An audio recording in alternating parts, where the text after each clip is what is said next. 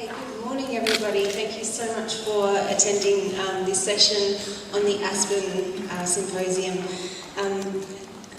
We've heard a little bit about AsPEN over the course of this meeting, but I wanted to reiterate to you what the AsPEN vision is and the vision and their aim. So AsPEN is a multinational research network, and it was formed to provide a mechanism to really support the conduct of pharmacoepi research and to facilitate the prompt identification and validation of emerging safety issues across the Asian region. And we have the website up on the screen here, so please visit the website, have a look at some of the research that we've been generating as a group, and all of the links to the publications are there. So please visit the website and have a look at some of the great work we've been doing. So, the AsPEN concept, what is it? It's really a way of coordinating research across our region. The idea is that a signal will be detected in one of the sites, and that signal will be communicated to all the other members of our AsPEN network. We'll alert all the other regions, and then we'll establish a research network to investigate that signal. So here's our history. It's been a long history, and actually today is our 10th year anniversary.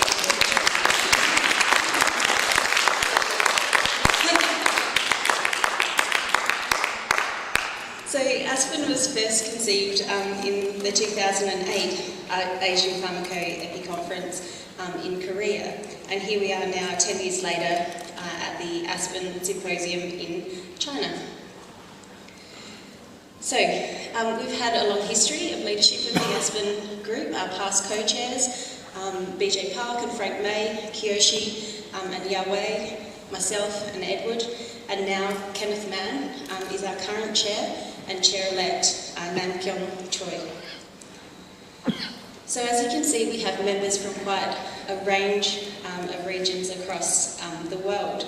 So we're always looking for new members, new sites, to collaborate with us and to create our vision of this coordinated approach to evidence generation. So please, if you do want to join and haven't joined already, we'll provide the information for you to join at the end of this symposium. So we have some goals. These are not all our goals, but they are our current goals. So we will generate real-world evidence of the safety and effectiveness of medicines across our region using a collaborative and a coordinated approach.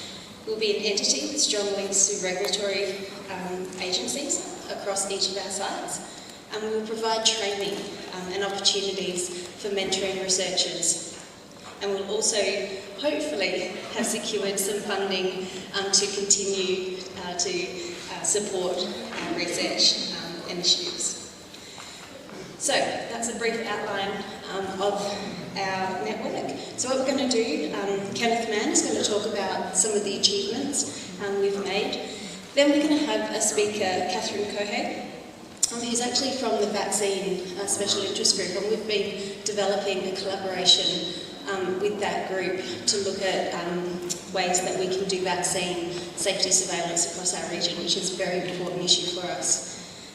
Then Nam Kyung will talk about some challenges and opportunities for the future, and then we'll have hopefully quite a long time to have a group discussion about where you want our research network to go and some of the really important issues that you have that perhaps we can look at in our future studies. So without further ado, I'll open the symposium. Thank you. All right, good morning everybody. So I'm going to talk about how we work together throughout all these years, in particular in two approaches. One is the distributed network approach and also the common data model that we used. And then I will go briefly on our achievements so far. So we start our collaboration actually with a survey to start with. At the very beginning, we have no idea what elements were there across the Asia Pacific regions, in particular the database holder, what kinds of database that we have across this region, and also what information were actually stored in those databases. And that's why a few years ago we conducted this survey studies to our collaborators and asked them to fill in what types of elements that we have and also the coding system across different countries. So this paper has been published in Epidemiology, and that is a very useful foundation of further collaboration work across AsPEN. So starting with this one, we then try to do some collaborative projects altogether, starting with a common protocol, but not move to the common data model yet. So how we do this, we adopt a sort of like a distributed network approach, which the coordinating side do the protocol writing, and also they define the data structure. After they finish this one, and then they send over the study-specific common protocol, specific common data model to our collaborative site, and then the collaborative site will do the data transformation upon the required structure. And then the coordinating site will also send over the analysis program for the participant site to run over in that sites. Yeah, this is basically what I'm going through. So the advantage for this approach is that the data will stay in their own site to protect the patient confidentiality and also the policy issues. And however, this advantage is that we may not be able to detect site-specific conversion error, and also it's a black box within each site. And after this exercises, we think that perhaps it would be a good idea to try about to convert our local raw data set into a global common data model. So a couple of years ago, we did a project, we call it SCAN. It's the objective of SCAN is to try to convert our site-specific databases into a common data model structure. So at that project, we adopt the OMOP common data model, and then we try to do the harmonization across different sites. So as you may know, the databases across Asian Pacific countries are very, very different. So these are two examples. And, so the idea is that we try to map the concepts from each raw data set and then try to put it into a common structure. So this is the concept link of the raw format to the common data model structure.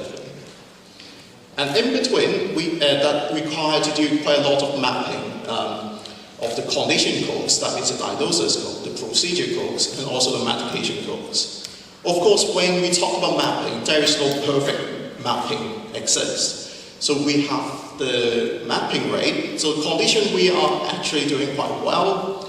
And then for the medication, we do have some issues in between because we have many of the site-specific medication that is only available in one site, but not in another. So the vocabulary may not be available in the common data model, and then we have to solve this one.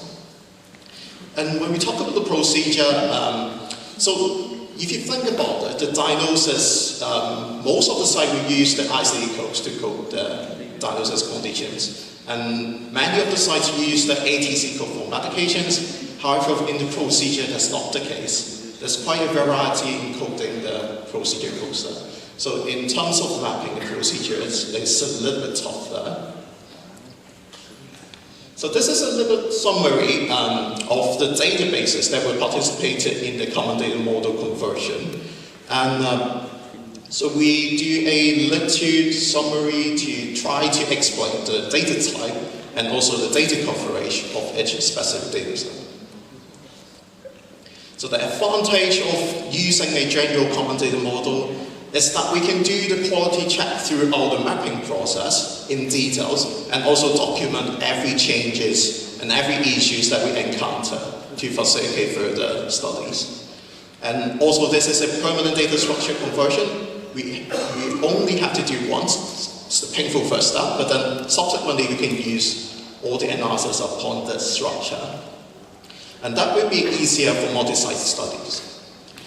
The disadvantage of this one is that site-specific extraction, translation, loading issue may take quite a while to finish. This project actually took 2 years for us to finish it. And similar to other common data model exercises, we are able to harmonize the data structure, but may not be able to harmonize the information actually contained in the databases. So, few things that you have to be absolutely clear before running multi-site studies is that we need to know the differences between database structure and also the data nature in each site, and also the different coding system. Not only the system itself, but also the coding practice, and also the methods of data collection in different sites. So the lessons we learned so far is that it is very useful to develop a strong governance structure and to sustain ongoing collaboration across different sites in Asia. And using different sequential approach, we are able to complete some more complex study, starting with some signal generation to association study, and also to expand our network with other networks all over the world. And the achievement of AsPEN is not only for research output, but more importantly, a sharing of knowledge across the Asian countries that could be a valuable foundation to facilitate pharmacoepi research in this area.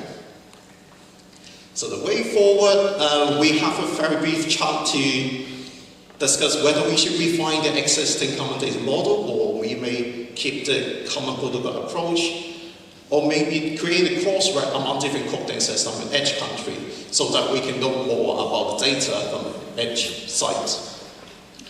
And also we have to make use of the expertise from the others, and of course call for more collaborators. So the research outputs so far, we now have 11 manuscripts published as a group, and 6 more manuscripts in the pipeline that is coming along, and also a few more ongoing studies. So if you are interested in participating, please let us know. So these are some of our publications, and they are all available in our website. So I will pass the time to Catherine for the next slide. Thank you. Good morning, everybody. Today I would like to share with you some preliminary results from an ongoing project which aim is to list, identify and characterize a number of databases in the Asia-Pacific region, with an ultimate goal to be able to access this data, pull this data, and eventually feed this data into the sort of common data model that Kenneth was just presenting. So I'm presenting this work on behalf of a large group, and this project is actually a result of a call for manuscript, which was issued by the AsPEN, I think it was about 2 years ago. And among the people you see listed on this slide, we have vaccine manufacturers, academic researchers, contributors from the US, CDC, etc., and all are members of the vaccines special interest group of the AsPEN and or of AsPEN. So by way of background, and we've heard quite a lot about this yesterday, there's an increasing use of real-world data sources, and particularly electronic medical records, to conduct post-licensure evaluation of vaccines. And here I'm showing you 2 quite well-known examples, of data sources which are validated and have been extensively used. The one is PRISM, which is the vaccine component of the US Sentinel system, which was described in another presentation yesterday. And there's also the UK Clinical Practice Research Data Link, which is collecting data from general practices, as well as FIN, which is somehow similar to the CPRD. Among their strengths is these databases have the ability to record vaccine data, and most of the time detailed vaccine data, meaning collecting the brand of the vaccine, which is extremely extremely important for safety evaluation, and link this data either to inpatient or outpatient outcome data, looking at specific safety-related events. However, in the Asia-Pacific region, the knowledge about what this type of capabilities are is much more limited. So why did we put together this project? Well, it's coming from a number of different ideas that were discussed by the working group. You just had, Kenneth just presented to you the previous work by Lai and colleagues, which was aiming at characterizing the databases in the Pacific region, but this was essentially focusing on drugs, not on vaccine and not on the collection of vaccine data. So the idea was to conduct a feasibility assessment in the Asia-Pacific to have an opportunity to contribute to this network approach in terms of generating real-world evidence in the region, specifically for issues related to vaccine safety. Another aim was to provide evidence in order to be able to communicate about potential risks related to vaccination and in turn to contribute to public health and public health recommendations at local level. And of course, eventually the ultimate goal is to use this network of databases to feed common data models. So quite an ambitious goal. So those are the objectives of the work. So the idea is to develop a reference guide of electronic databases for supporting vaccine safety research, specifically in this region. So type of data sources are the usual claims, insurance claims data, inpatient, outpatient data, registries, electronic health records, etc. And most importantly, to be able to identify which data source have the most detailed as possible vaccine identification, so including the type of vaccine, the batch number, because in terms of vaccine safety, most of the time it could be related to a batch of vaccines, so that's very important, but it's also information where sometimes it's very difficult to collect, and of course the size and the characteristics of the population covered by a given vaccination program. And of course, in terms of adverse events, being able to characterize any disease that might be associated with the receipt of a vaccine. Our secondary objective is to evaluate the capability for conducting such multi-database analysis across Asia-Pacific, and eventually, if possible, come up with a list of recommendations in terms of best practices, how to assess quality, completeness of the data, etc., and also identify which are potential issues in terms of access, so governance questions in general. So in terms of the methods, so of course we had to identify contacts to which to send those surveys, and the list of potential location were identified either through generic information from the web or through potential sources of information which are more related to epidemiological work, such as TEPINET. And the list of sites to be contacted were narrowed to 19 locations across the Asia-Pacific regions, and the working group discussed and put together a list of contacts from their own networks. And it's a bit like a capture, recapture, or snowball approach in epidemiology. The survey participants were offered the possibility to ask other contacts to participate. So we had a staggered approach for this. So the first approach was to send a very brief survey, which we called the screening survey, which were only about 9 questions, really a very, very brief questionnaire to fill to collect preliminary information. And then in turn, the contacts would complete the full survey, which was much more detailed, 51 items. And these items, this questionnaire, was developed, of course, not completely from scratch. It was based on several other types of survey that had been conducted by others before, which included the AsPEN questionnaire, which was in the light paper. Also, Innovative Medicines Initiative European projects such as Advanced, EMIS, GRIP, etc. And the publication by Willam and colleagues, which was discussing the approaches to feasibility assessment for safety evaluation. In terms of the response rate, the screening survey was sent to 35 databases in 19 locations. And for the sake of time, I'll go to the bottom of the chart here. And you will see that in the end, 12 databases in 9 locations in the Asia-Pacific region received the questionnaire. And of course, there were people, unable to participate. So either we had no response or they declined to participate. So this is the map of the location which completed the surveys. So you have New Zealand, Australia, Malaysia, Thailand, the Philippines, Hong Kong, China, Taiwan, and Korea. So I will now take you through a few data tables.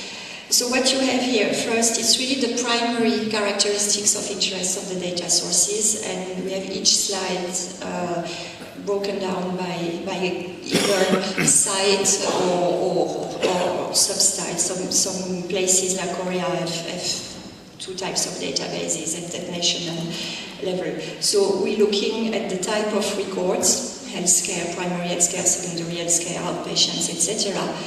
The year of database starts, so you will see that most databases have been running for 12 years or so. The age group covered, and then in terms of the data. So you can see on the right the two columns. One says vaccines and outcome data internally.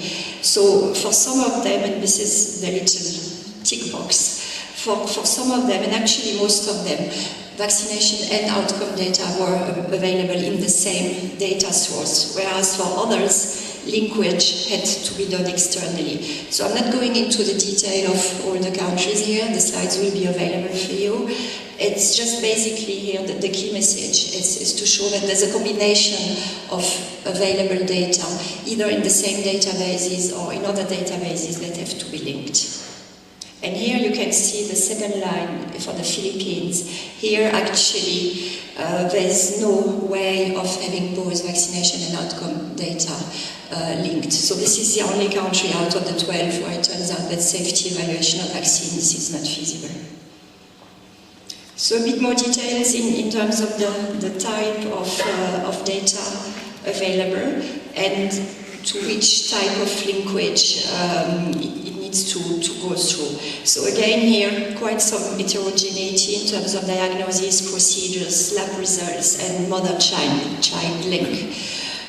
Sometimes it's feasible, sometimes not. So again, you can see there's quite a variety, but overall it's still quite positive results. You have an example here, like in Hong Kong, for instance, on that slide. So again, the second part of the country, so same here. You can see also that most, if the majority of data sources have a standard identifier, and for some of them, either the information available in the same data source or having to go through external linkage to other data sources. In terms of demographics and in terms of risk factors that might also explain the association between the exposure and the outcomes. Most databases have gender information and date of birth.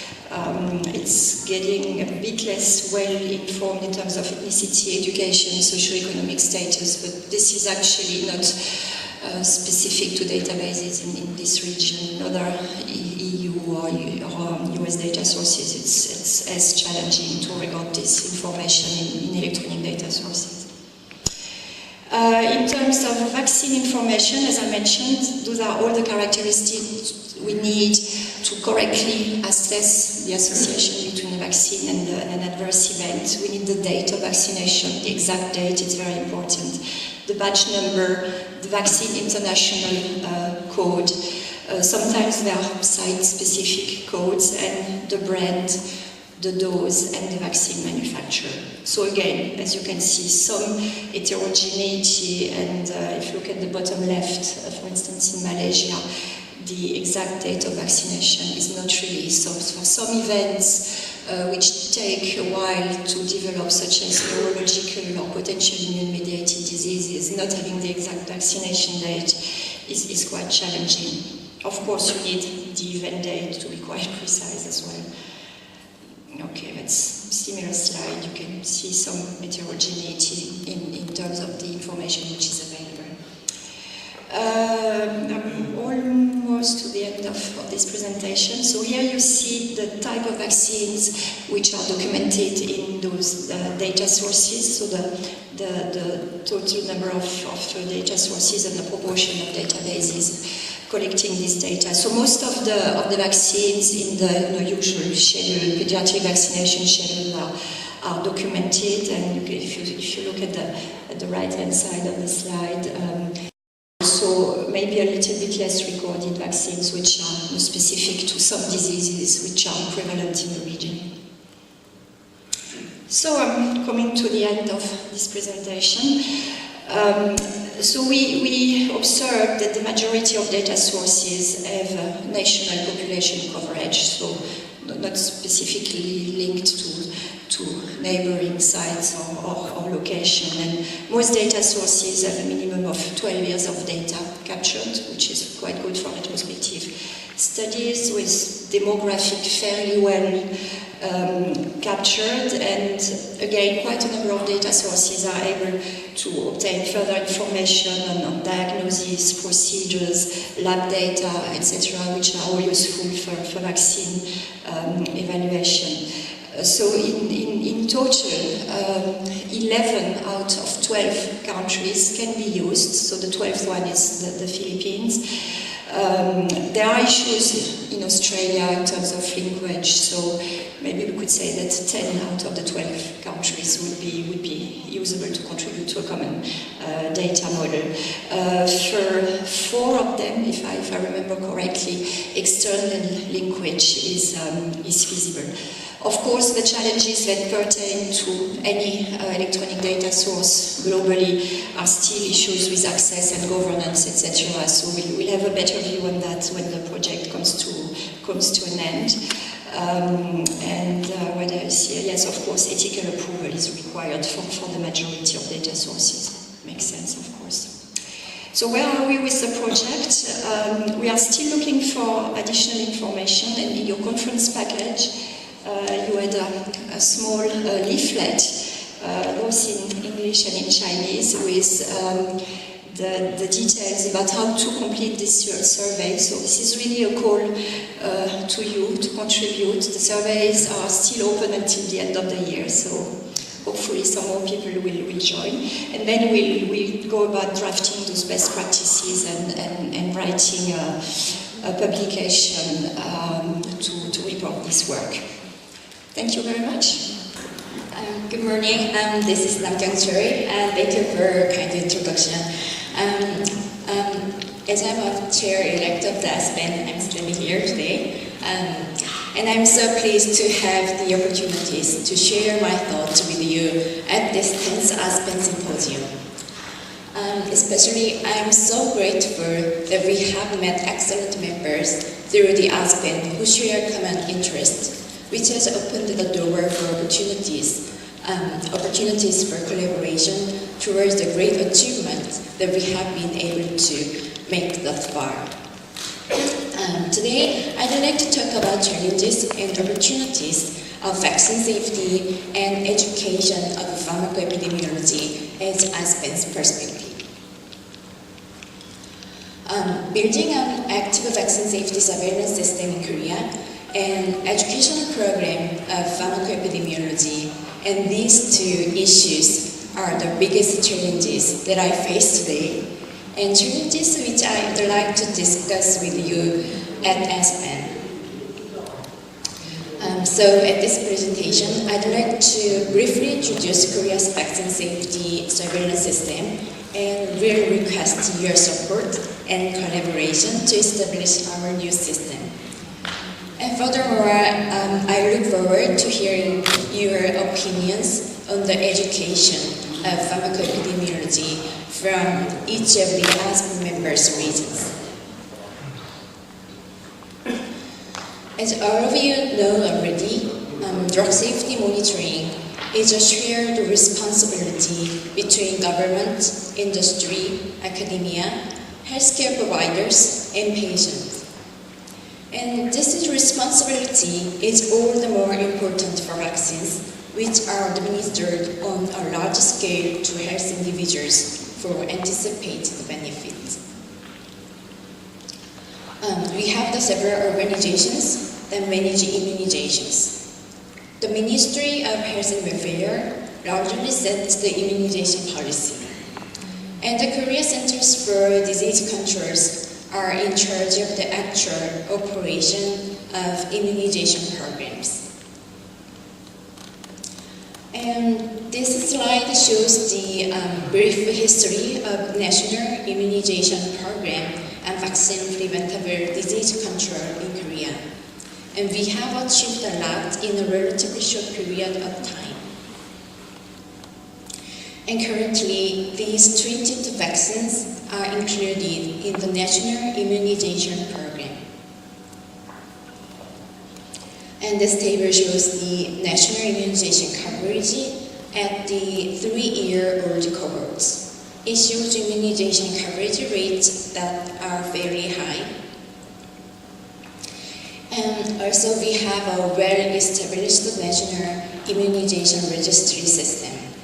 In the initial stage in 2002, it was promoted in all public health centers nationwide, and from 2004, it was expanded to include private medical institutions.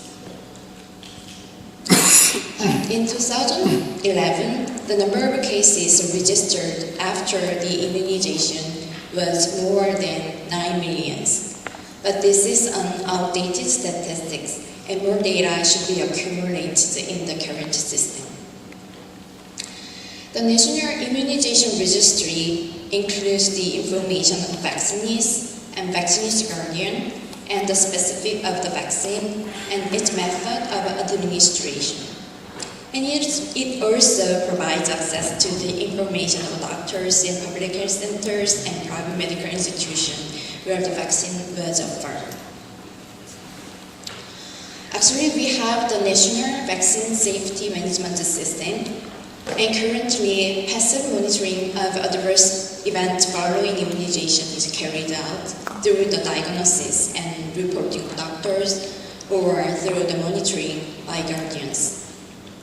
We also perform an epidemiological investigation for post-vaccine adverse reaction and compensate vaccine-related injuries. It is a very good system, but we would like to have a more comprehensive system to assure the safety of vaccines licensed in Korea. So nowadays, Korea plans to establish active vaccine safety monitoring system with a data link using other health-related databases. So the examples include national health claims data and hospital EMR data, National Cancer Registry, and other disease or birth registry, and the infant health screening data, and so on. As you can imagine, to build a new active vaccine safety surveillance system, we need to think through and discuss many aspects in depth. Actually, I'm in charge of this project funded by the Korean government, and I have also distinguished colleagues, Professor Ju Yang-shin and Sun-young Jung, and unfortunately she could not come here, and as well as this year advisor, Professor Park BJ in Korea. In the same way, the international collaboration and strategy planning should be essential at the planning stage before things go too far. Also, we need to develop internationally harmonized tools and methods on active safety surveillance. So, I'd like to ask you to provide expert opinions and share your experiences on active vaccine safety surveillance at the national, regional, and international levels through AsPEN. And also, please join us if you are planning to establish or strengthen the active vaccine safety surveillance system. Last but not least, global collaboration is increasingly required to address challenges in active adverse events following immunization surveillance, and particularly for the rare serious adverse events. So I'd like to suggest a collaborative study on vaccine safety in the near future and request your invaluable interest.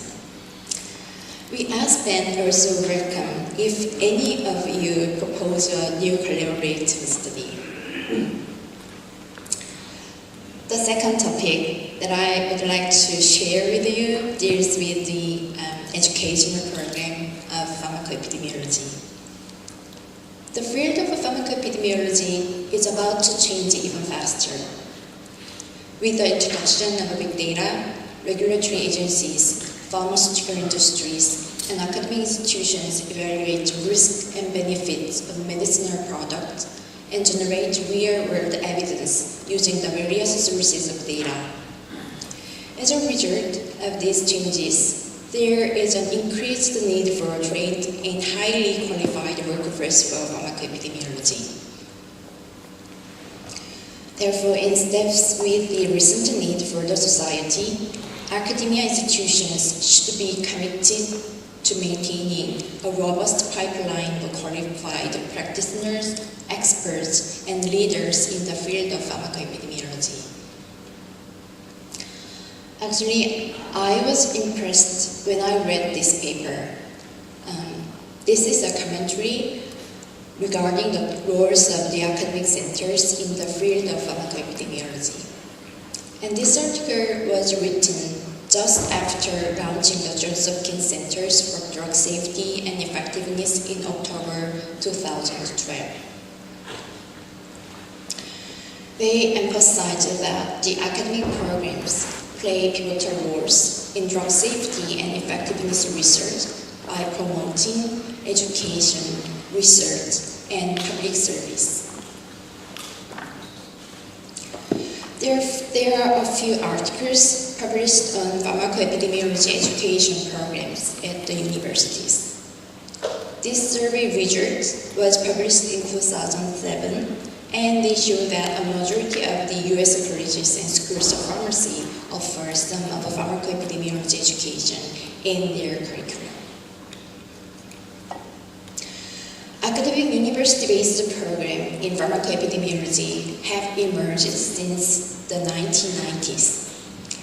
Until now, the several pharmacoepidemiology training programs have been developed by several groups of experts, including AsPEN. However, these programs are not available for all of the students who are related to drug utilization and public health. So I think that now it's time to now it's time to perform a comprehensive assessment of a current educational program of pharmacoepidemiology in academia among the AsPEN. When I discussed with several AsPEN members who recently have started a professorship at a university, most of them, including me, not only teach the field of pharmacoepidemiology, but also cover the general epidemiology or clinical pharmacology. Therefore, compared to the universities with the department or division of pharmacoepidemiology, our scope or depth of teaching can be limited. Therefore, it would be great to find a way to develop an educational network among AsPEN members, and many hands make light work. I made an acrostic poem with AsPEN. Sorry.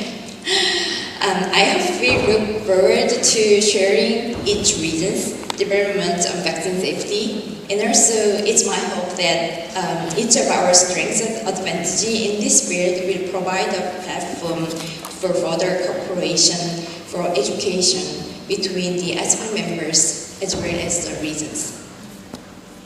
Thank you so much. Really nice presentations. First of all, congratulate on the 10 years anniversary. I have two questions. The first question is regarding, have you, right now, you talk about you have 10 publications and many other ongoing projects. All of the subject being driven by research yourself, or is any topic actually driven by some of the regulatory agencies, and how do they use the future, if not right now, the future use of ASPEN? That's my first question. The second question, talking about the education. I know like so we talked about before, some ideas like summer courses or whatever. Is this something ASPEN members can think about it, collaborating with some universities, doing some summer courses to kind of help promote the pharmacoepidemiology in different countries? Thank you. Thank you. So maybe let's start with the first question. So start with the first question about I guess what you're asking is where the ideas come from for the research projects. You're right, so far most of them have come from our research interests. We've discussed ideas and somebody has taken them forward. Don't forget about Canada. Oh, yeah, that's true. That's true. So yeah, at this stage it has been fairly well driven by our research interests. That said, as we mentioned, there was a suggestion, an idea that came from Health Canada, actually looking at the risk of Clostridium difficile with feelers. So that one was driven by the regulators in Canada and approached us, and we were able to provide them evidence across, I think we had 6 countries in that study. So Australia is also, I have linked with the TGA in Australia, and we have implemented the prescription symmetry analysis in Australian data, based largely on the work we've done with AsPEN, and they are using that to complement their spontaneous reports and signal detection. So there have been some regulatory suggestions, but obviously we would love to have more if there are regulators in the room and have ideas or have signals that they would like us to investigate. We would absolutely love that opportunity, but we haven't got a coordinated approach for that at this stage. Just one additional comment to follow up on the regulatory perspective. As a vaccine manufacturer, it's very important for us also to have a broad view on the capabilities of real-world evidence in the region here, because a huge proportion of our work is to address regulatory commitments, and for that we need those data. So there's also an interest from that side. Anything else from your side? If I may add, so another distinction to make. So Nicole made a distinction where the idea or question came from. So we were thinking from inside sort of academic interest versus outside sort of regulatory or industry interest. So far, you're right that most of them came from within AsPEN. Another distinction to make is if it's funded versus not funded. So again, most work that we've done is unfunded, and some work are funded by either government-related agencies or industry.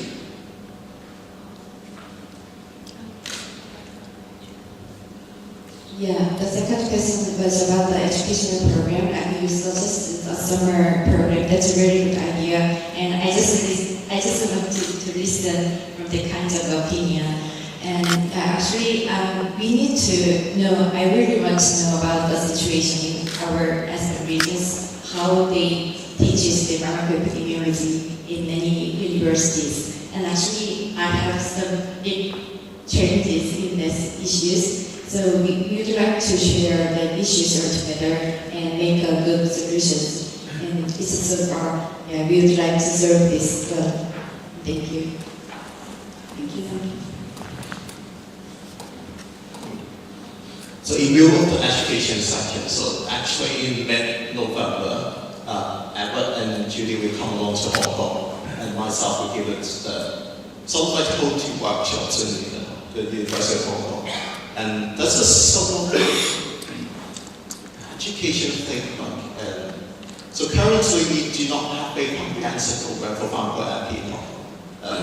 They're just spontaneous workshops throughout the year, maybe. And it's not a very comprehensive one. So if there is a more thoughtful program that we can hold across the network, that would be really helpful. Just to kind of mention, I think maybe your suggestion to target wider audience, not only within the AsPEN maybe sites, but we kind of facilitate in creating a course to target wider audience in Asia. I guess we are mostly currently talking about like within the network to how to expand their education. So that scope we have to keep in mind.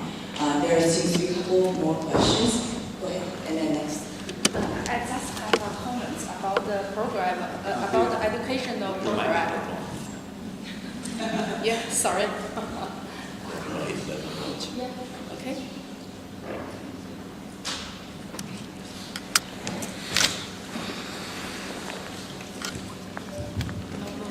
Okay, I can loudly. Yes, I hear you well. Yeah.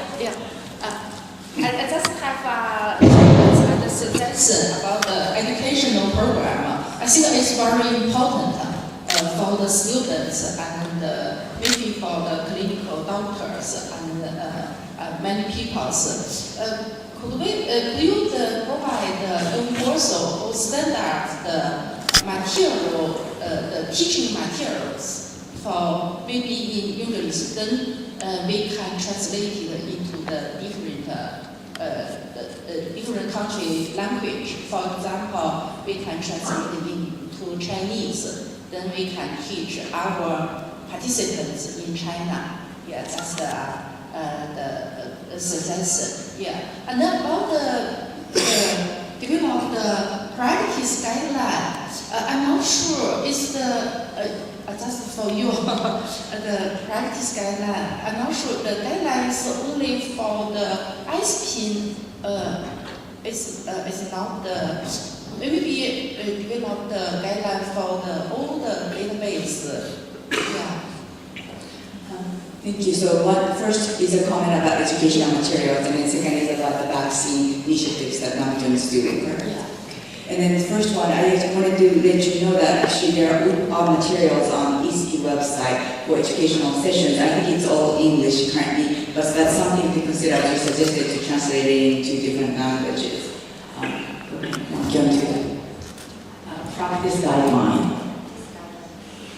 You mentioned in your slides that your sort of part of the goal is to create a practice guideline for vaccine surveillance. Thank you for the question. And actually, it's a starting stage. Yeah, we have the vaccine safety management system. It's including the passive monitoring system and compensating to vaccine injury and epidemiological surveillance. And we already have. And we have not about the guidelines, but we have SOP in our CDC have a kind of SOP. And now we have time to establish a new system for active vaccine safety surveillance. So it's the new ones. So thank you. Okay. I'm sorry, I'm Kennedy from Registry University in Thailand. Okay, I wanted to share with you about epidemiology in Thailand. I would say all School of Pharmacy in Thailand start teaching pharmacoepi probably like over 10 years. Each School of Pharmacy, but not in other school. In Thailand, we are focusing on rational use of drug, which is our national policy. And a part of that rational use of drug, of course, is pharmacoepi that will help us to improve our drug utilization in many aspects. It's very difficult for me and my colleagues to encourage the student, pharmacy student, to work on pharmacotherapy because they have to work on like programming, statistics, and using big healthcare database. They don't have that much time to do this because they are undergrad student. And I think for graduate student, some school of pharmacy they start working on pharmacotherapy study in some school of pharmacy. That's all I want to share. Thank you. So you shared your situation in Thailand that there is not much time for pharmacy students to work on pharmacotherapy because there is no program established in the sort of college or university settings. Do you have any comments? Maybe share your sites or regions experience? Actually, we do have an exchange student from Thailand in London right now. And we have a little bit chatting about the situation in Thailand. And actually, a couple of years ago, me and Ian, we run a workshop on pharmacotherapy in Thailand. And it looks like the ISO, the International Society of Pharmacovigilance, we're currently doing some work as well. And not really sure it's pharmacotherapy related, more to do with second generation maybe. But I guess the Thailand people are very willing to learn pharmacotherapy. Yeah. I would say that most of research that we did for with our undergrad students is about drug utilization study, drug-related problems, pharmaceutical care. Some graduate students in some school, it's some pharmacotherapy research. But I would not say many of us. Okay. Any other comments from the panel? Yeah, thank you for sharing your situation. And yes, that's why I'd like to suggest that issues and opportunities. So we need this is time to need an assessment about our situations, exactly what we are, where we are, and what we have. So where we need to go. So I think the next or I'm not sure when it is, but we need to make a survey or any things to assess the situations of pharmacoepidemiology program in AsPEN member spaces. I think that's a great idea to do a survey in various regions and countries to sort of understand what's taught and what's not taught so that we can sort of effectively teach people who is willing to learn pharmacotherapy. And there's a question from BJ. First of all, congratulations on Penn University of AsPEN. I want to know what is your vision for making AsPEN more sound and firm for the sustainable development. I'm asking to the Ken, Edward, and Namgyong. We're going to start. Cheers now. Well, I would say up to this point, AsPEN is a very solid collaboration network that we continuously doing multi-site studies and trying to get published in high-impact journals, sort of like research output. But up to this point, as Silvia mentioned, not many studies were funded. So funding is an issue because most of our work is sort of voluntary and out of the academic interest only. So perhaps the next step may be to seek for more funding channels. And also we are severely lacking of the connection with the regulators across different areas. And so I guess that's maybe the next step, to attract more funding and also to have more interaction with regulators. Of course, that's something that we are continuously doing is to call for more collaborators over this week. Thank you. thank you for the important question, especially from my mentor, yeah. So the AsPEN, we always talking about the funding, so that makes us more friendly and established. But the other couple of things, we don't have any funding. That's another good things for us. And we need a very specific funding for each project. But actually, at our stage, we are no borders, and anyone can join us, and anyone can join this network, and anyone can join in specific research project. So in my mind, AsPEN really expand this network to all the researchers and experts who are interested in the web. They might be the vision of an AsPEN as I mean. Thank you. Thank you. Yeah. I guess my vision for AsPEN is that we continue to generate quality evidence, and I think the whole day yesterday was talking about how we do that. And I think, as a group, we're well placed. We have the advantage of big data. We have the advantage of quality data, and we also have the advantage of expertise in actually generating that evidence in terms of the methodologies. So I think we're really well placed as a group to continue our collaboration for questions that are really of importance to our region. And I think the work we're doing with the vaccine SIG is an example of that. And also, in terms of the funding, as Lincoln said, individual funding for research projects at this stage is probably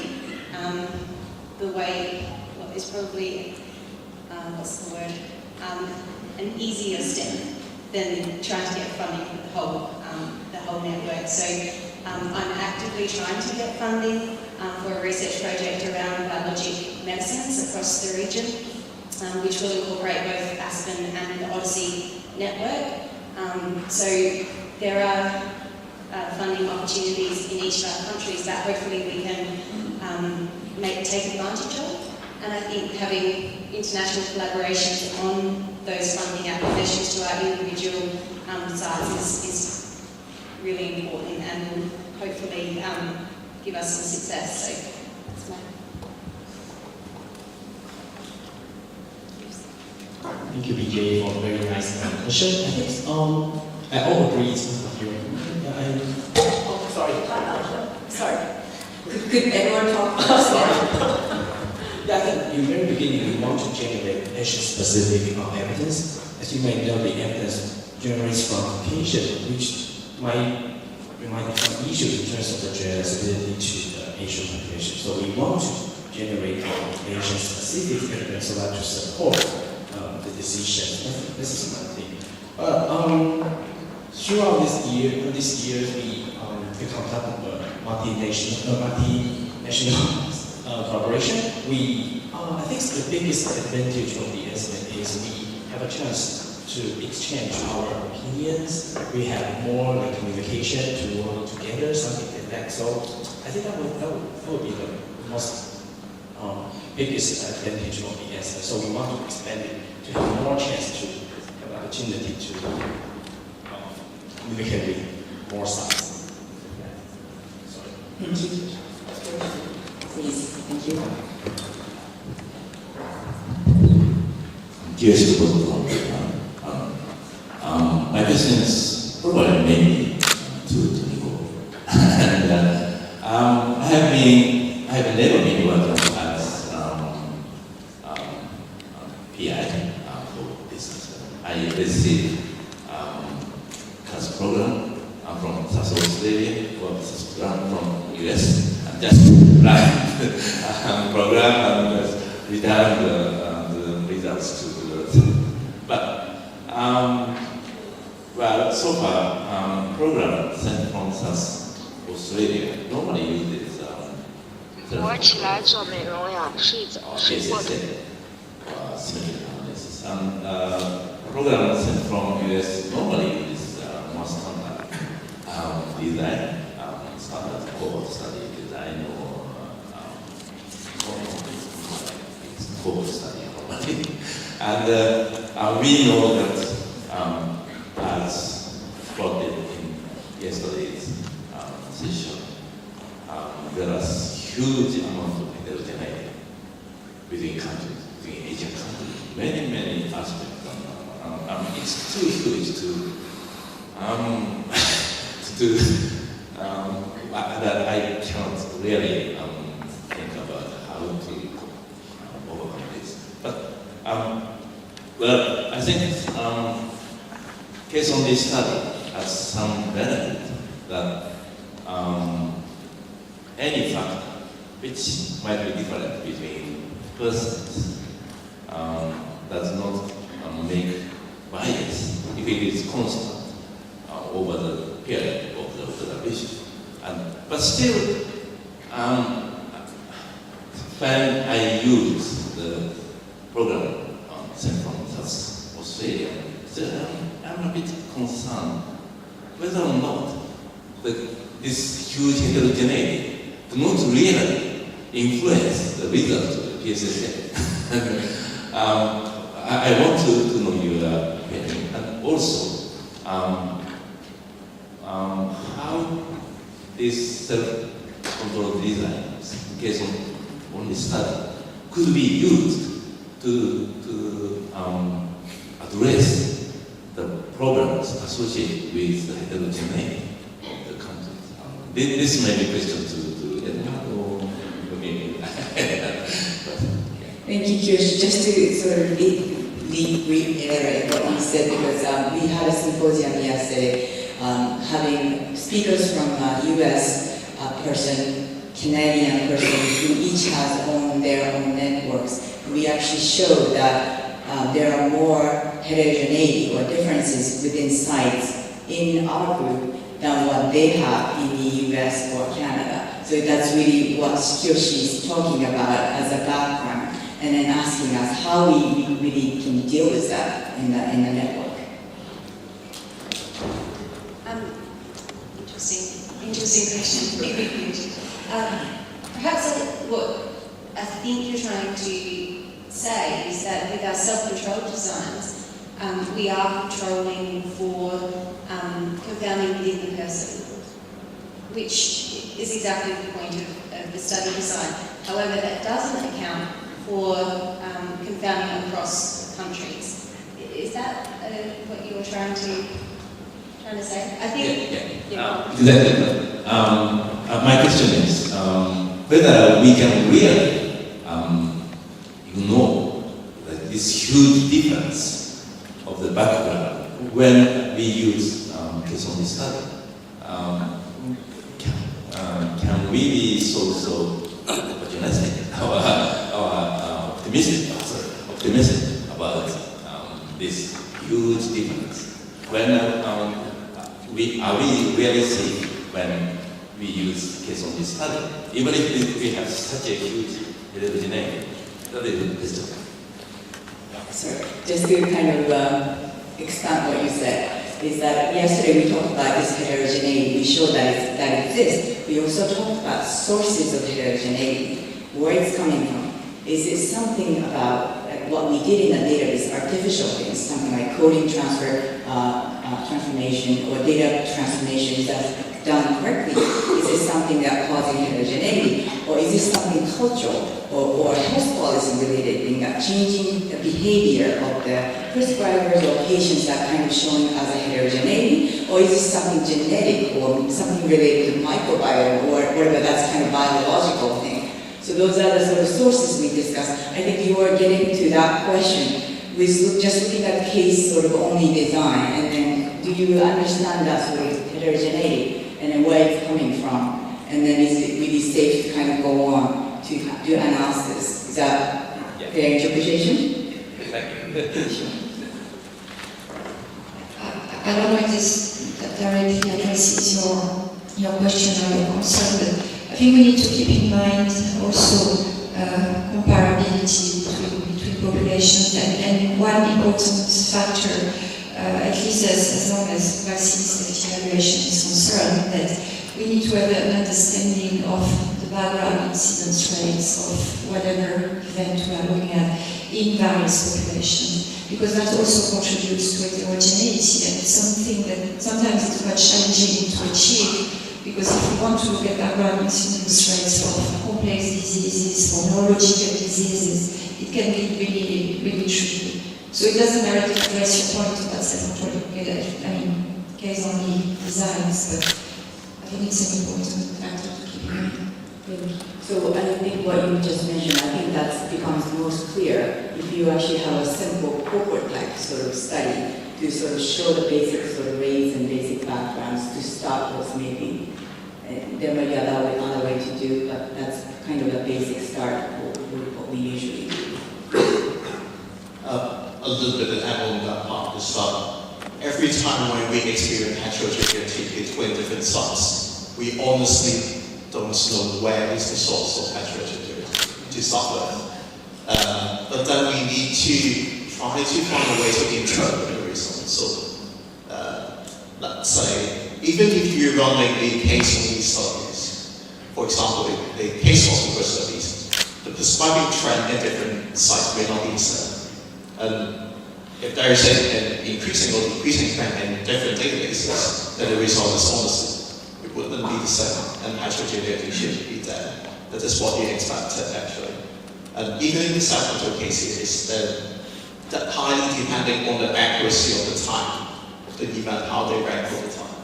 And in some of our previous studies, it actually showed that the event they record may not be captured in the same way in different databases. And that could also bring along the heterogeneity. So I absolutely have no idea when will be the same time to do the pooling or to try to explain the heterogeneity of the system. But I guess the practice is that we need to look at the same thing in different angles and try to be comprehensive. And of course try to be transparent to let our readers to interpret the result properly. Thank you, Kenneth. So I think this might help actually that one of the speakers yesterday from USA, Darren Toh, dealing with FDA Sentinel Network, they actually talked about doing 1,400 checks on the data structure, databases, data sort of values before they go on to do the analysis. So again, I mean, what you talked about, we really don't know where it's coming from. The really first thing to do is we need to check to make sure there's really no technical errors that are leading to it. And then the next step might be to consider what sort of behaviors might be different. I think the last one that you can reach to in terms of going through those steps is this is biological, right? It is the population genetic difference. So before you get there, we have so many steps to make sure that you are doing things right. And then understanding what's generating the data, the background of generating the data. Any other comments? Very good question and very complex one. Thank you for bringing that up. Any other questions, comments from the audience? Please.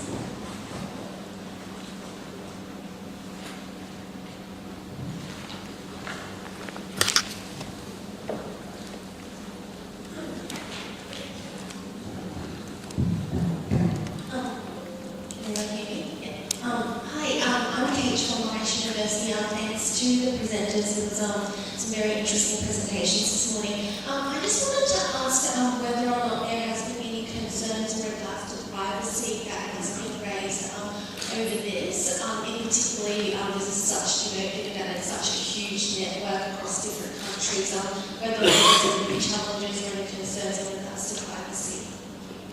Good question. Yeah, definitely. This is one of the major concerns when we're doing this kind of studies. So that's why we propose to use the distributed network approach. So all the data actually stay in the sites. So we will not share individual level data with our collaborators, but just we do the analysis within that site. So we will distribute the analysis syntax, the protocol, so that you can run the study within your site without sharing or exposing the individual level data to our collaborators. So this is how we try to protect the patient privacy issues. And also there is a lot of different policy when assessing the databases. So some of the sites will not allow you to share the individual level data with overseas people. So this is how we come up with the solution in that way. Sorry, and also, in that case, did you have to obtain ethics? Like, were there any internal challenges in terms of obtaining ethics for this? That will be subject to the validation of individual sites. If your site requires you for the ethical approval, then you have to. Some of the countries may not need that, then you may be extended. But most of our sites need to do our ethical approval individually in our sites to obtain the approval first. Thank you. Thank you.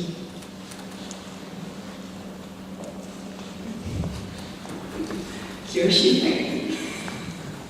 This comment may go beyond the AsPEN group, but I want to mention about education. And I have been working for several years as a chair of the Global Development Committee of ASPE, and one of the issues was how to develop educational material for developing countries. And one of the conclusions was to utilize the educational materials which ISP already has. Because to create educational material, maybe not very difficult, but to update them constantly is very, very difficult. Then the easiest way is to utilize the existing resources for the education in developing countries. And we are having the first one or two steps, and in ISP website now many sessions in annual meeting is open to everybody. And of course open to, all the materials are open to ISP members, but some of the materials are open to everybody. And according to Frank, it was done by this person. He was the chair of the special committee. And Frank said, for this meeting, everything is open to everybody. Then I think we may think of how to use wisely what is open to everybody, and to appeal to ISP to improve the things so that they are better for the education in the local region. This is, I want to ask this. I don't know.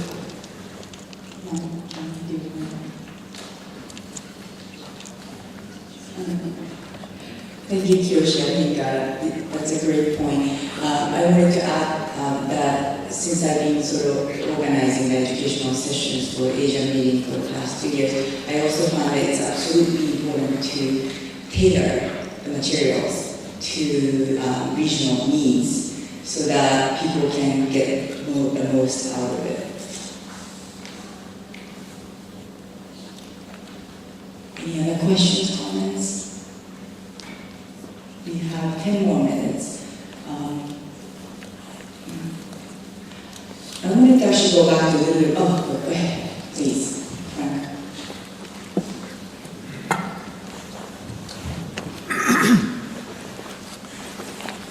My name is Frank May from Australia.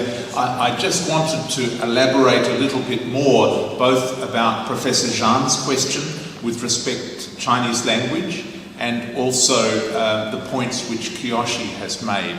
I would encourage Nam Kyung and indeed everyone in AsPEN to explore that aspect of the website which has been created specifically to allow people to watch both the slides and the audio of the educational sessions for many years now. I think there are maybe 6 years of educational sessions for our major ISPE meetings in which you can listen to Dr. Ken Rothman, Alec Walker, notable experts teaching about different aspects of pharmacoepi.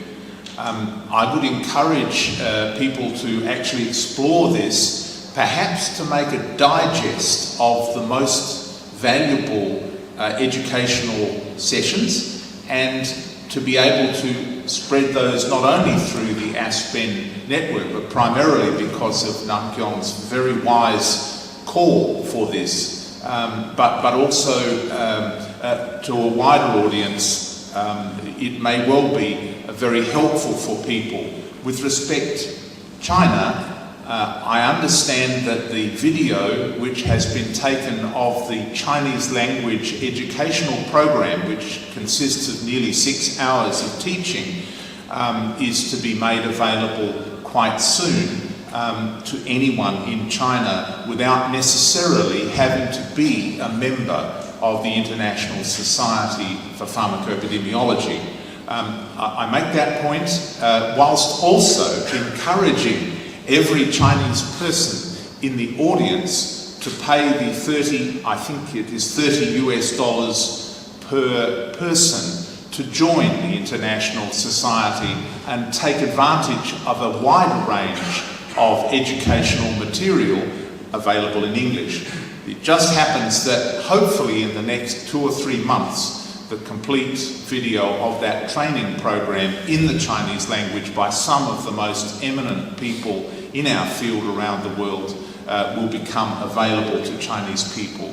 For those of you who are teachers, this is an invaluable resource, which is a more modern method of teaching, being able to watch and then come together to discuss the meaning of what was put forward by teachers in these programs. So I would really encourage people to explore that.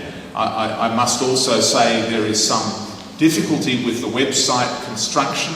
It has been a construction site for maybe 2 years, and I think that must be acknowledged. ISPE has had a great deal of difficulty somehow in getting a website which really reliably and easily works, but I know that people are working on that issue. I guess I'm just offering that as a final point. I'd like to conclude by saying a sincere congratulations to each of the people who've been involved over these 10 years in making this initiative such a success. I feel sure that the issues of heterogeneity and the discussion which has gone from Kiyoshi's question will no doubt be taken up and investigated by the community in AsPEN. And I personally just congratulate you all on what you have achieved since that wonderful meeting in Korea when BJ put forward the concept of having a network of collaborators and friends across the network, across Asia for this purpose. Thank you. Thank you, Frank. I want to echo what Frank just said. It's quite inspirational to watch those big name pharmacoepidemiologists to talk about the basic concept. Also, what we're doing here in teaching in terms of material available, that kind of focus on more practical skills. So you can get both if you join this. Go David. Hello, Ruby Griffith from the University of South Australia. Just while we're on education, I think it might be nice for the panel to talk about the opportunities of exchange that has happened as a result of AsPEN, and how many of us have learned so much through the opportunity that exchange has given person at AsPEN. Thank you, Lily. I'll start with that, obviously. So we've been fortunate enough to have Juyong Hoshi from Korea, who came to visit us in Australia for a 2-month visit. Actually, that resulted in a paper with the BMJ, which was a really wonderful outcome from Jimmy's visit to Australia. So in that visit, we implemented a self-control case series and used code, we collaborated on the code and ran the data in Korean data. And I hope we have another visitor soon from Korea as well. There are lots of opportunities, at least in Australia, for visiting research students or postdocs. Australia has a website of opportunities that you can browsing, and if they relate to your country, whether you can come visit Australia. We're very keen to have people come visit us. We'll do multiple exchanges. So it's been a very valuable opportunity. 2 months being a day maker. I thought that was a very, very big achievement. That's right. Kenneth? I may not be in the best position there because I'm not in Hong Kong, but I would say Hong Kong is, we do have one native this kind of exchange program. And I guess we will not object any exchange opportunities, and we do have the capacity to host 1 or 2 research students in Hong Kong, I think. Anything from the audience? Great, so we have actually 3 minutes, but if not other questions, I think we'd like to conclude. So I think you guys are going to be congratulated achieving so much in the last 10 years. And then there's exciting new opportunities with vaccine, SIG, and then educational sort of initiatives. And then there's also, as Kiyoshi pointed out, but there's methodological and infrastructural sort of challenges we still have left to sort of solve. So we have to work harder. And thank you so much for staying for this symposium. And I think Can I just make one more point? As Catherine mentioned, there is a flyer in your materials, your registration materials. If you could fill that out, this is a vaccine survey, if you could fill that out and return that form to any of us, and if you can't do it today, please email it, scan it and email it back to us. We'd really love your participation in this worthwhile collaboration with part of the vaccine policy. So please get involved and have questions. We'll be around for the next 5 minutes, so please come and chat with us.